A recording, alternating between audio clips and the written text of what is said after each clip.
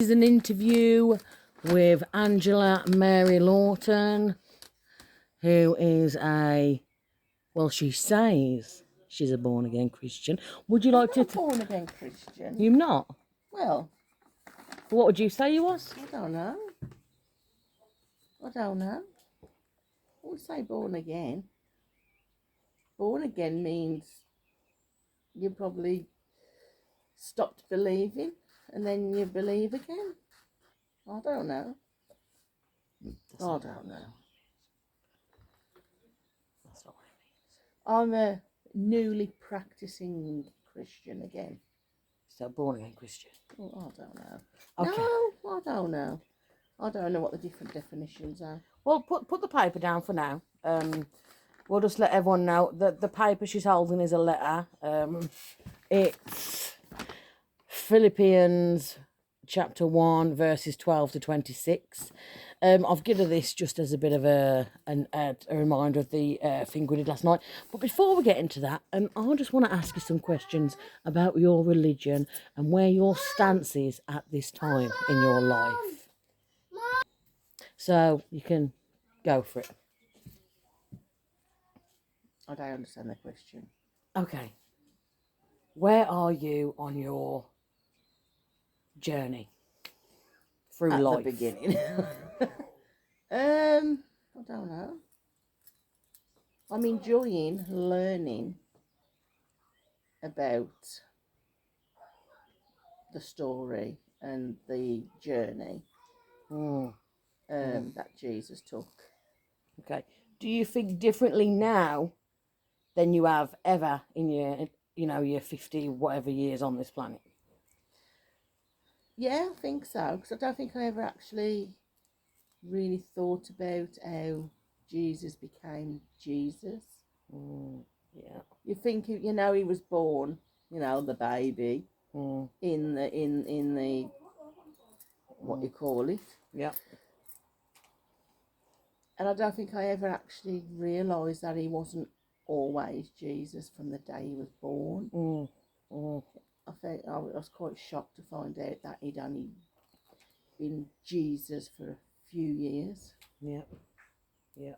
That was quite, you just think, oh, baby Jesus was born. And I never actually realised that he was just a normal boy until a specific time.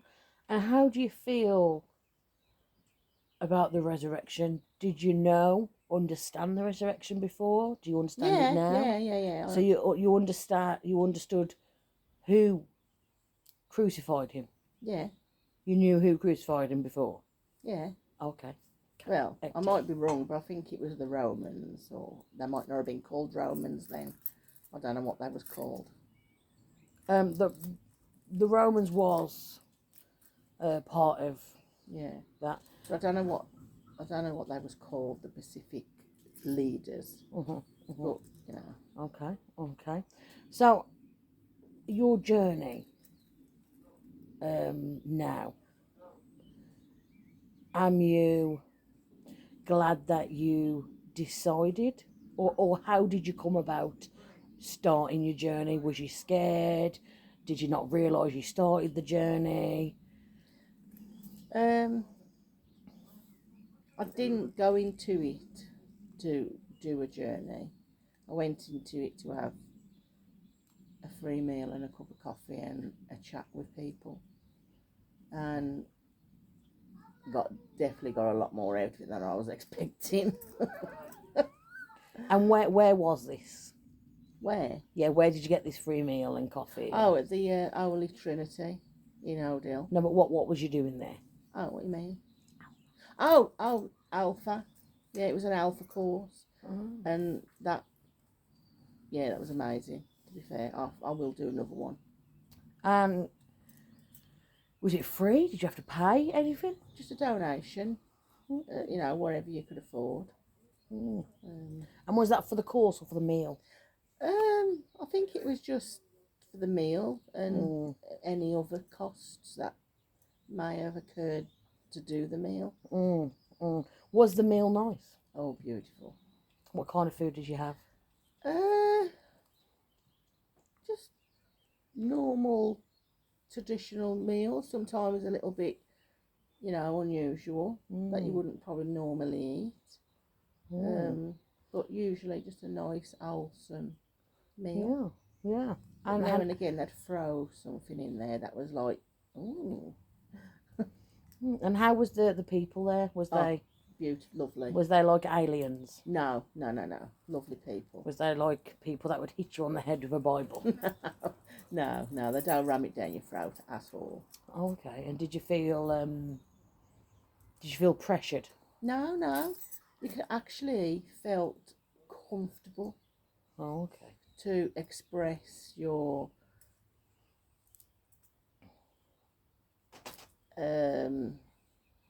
thoughts. Sometimes, you can't talk to people because, you think, oh, they might think I'm stupid, but you could just tell them what you thought of a particular issue you've been talking about, and they don't make you feel stupid or anything if you don't know what you're talking about, which is a lot with me. So, let's say you're on this new journey with Jesus. You're starting to learn about him. You're very new, very young in the journey. Would you say that most people think that because you are now on that path of righteousness that you have to become something different, whereas most people, them scared of that, if I get on that path I've got to change who I am? Do you feel some like people would if they don't understand? But no, I don't feel like I've got to change. I don't feel like I'm expected to behave differently. But I will say, learning more, it's made me feel different. Different as in you or towards people or with or a bit of everything. It's like it makes you see the good in people more so than you perhaps you used to. Yeah. And like a bit more like empathy of other people's journeys, whether it's religious or not. Okay. Yeah, I definitely feel I don't know the word to use. Lighter, like my heart feels lighter. Because like it's softened. Yeah, and I think it's because I'm letting Jesus into my life. It's interesting you say that because it quotes this throughout the Bible, saying that when you do come to Jesus, your heart is softened. So for you to explain it that way, it does actually say in the Bible that people who aren't followers of Jesus Christ, they have hardened hearts, and that we need to soften them because we're used to all this horrificness. So, what am you learning at the moment? At the moment, learning about Paul. The Apostle. Paul the Apostle. Paul the Apostle. It's very deep. Oh, okay. Yeah, it's really deep and confusing. I would agree. I would agree with that. It is very because each of his letters individually are totally different, and the one we're doing is about joy. So if you want to have your sheet, if you can read that, it's pretty dark. So, what would you say Paul is trying to say that we need to do or to be as followers of Jesus Christ from Paul's view? Oh, from Paul's view. He just wants us to give ourselves completely. Mm. And if we give ourselves completely and freely, Mm. we'll get it all back Mm. and more. Yeah, that was a perfect explanation, actually.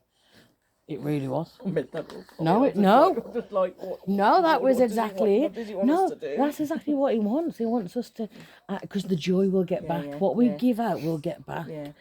Because what he's trying to say is,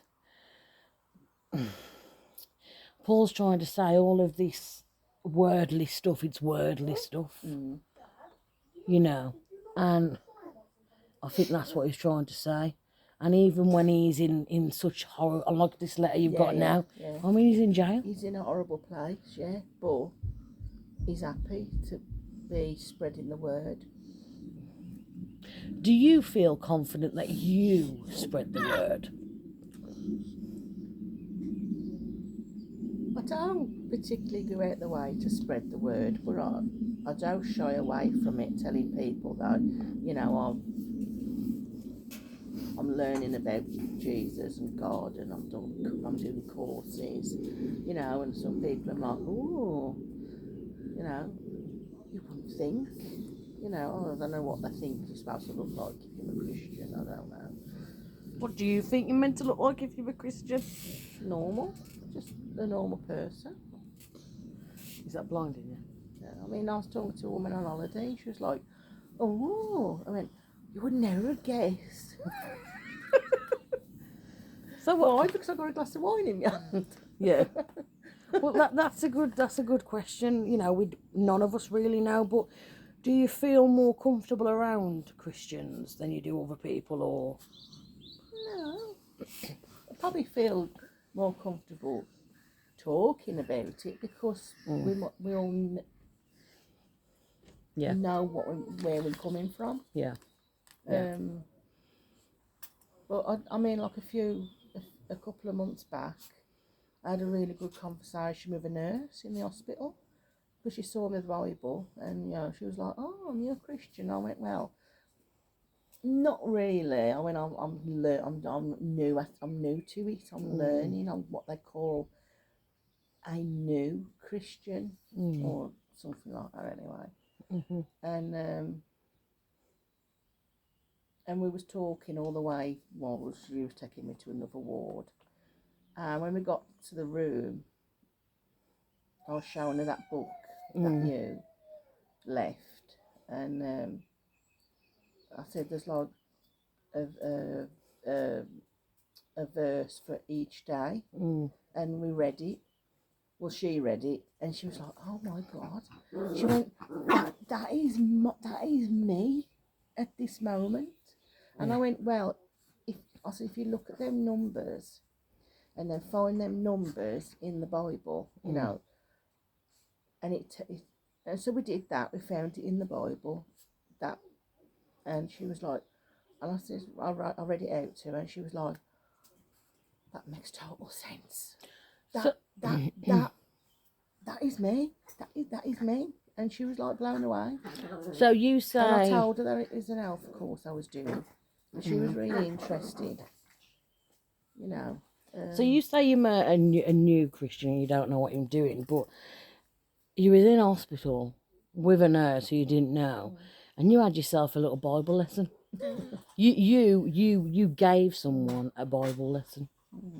You know, and like we learned last night, we are farmers with the seed. Yeah. We just throw the seeds out there. It's not our job to water the seeds to make the seeds grow, but it's our job to throw the seeds out there. And you threw a seed out there. So you was doing God's work whilst you was in hospital poorly. And this is where, you know, Paul's trying to say, Paul was in jail doing God's work and he was joyful about it. Was you happy when you was speaking to this nurse? Yeah. So, okay, last question, because This is a 15-minute video already. What would you say to someone who wasn't a believer but was confused by it or didn't understand why you would come to this, or why you're enjoying it, or why you're interested in it? Before I did any of these courses, I want to know what to say to them. But now, all I'd say to them is, don't knock it till you've tried it. And definitely look into doing an alpha course, because it's just eye-opening. Eye-opening. In what way would you say eye-opening? It's just, for me, it was like, I wasn't expecting to get anything out of it, but when the first night, the first like lesson, it was like, I just knew I couldn't get enough. I wanted to know more. Like I say, don't knock it till you've tried it. Okay. Okay, well, we're going to end that there. And we will catch up with you again in a few months, and we'll see if you still feel the same way. Would you like to say anything to any viewers that are seeing this and trying to figure out why someone who's, you know, had the children, gone through life, you know, not being, and now you am?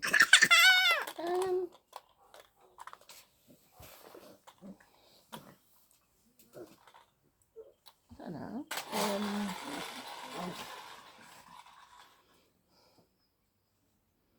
There's a reason for everything. And I know it's a bit of a cliche, but there's things that have happened recently, and I'm like, there is really a reason for everything. Yeah. You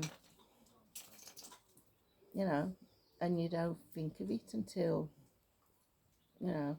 Yeah. Yeah. I absolutely agree with that one. I do agree with that. And I do agree that we're not called until we're called. But I think once you're called, you can't shut that door. I think once the door's been open, I don't think we can shut it again fully. I know it's difficult and it's hard, but I agree with that. Okay, thank you, Angela, for your help. This has been my mom, by the way, people, the crazy mom. Okay, wave bye. Bye.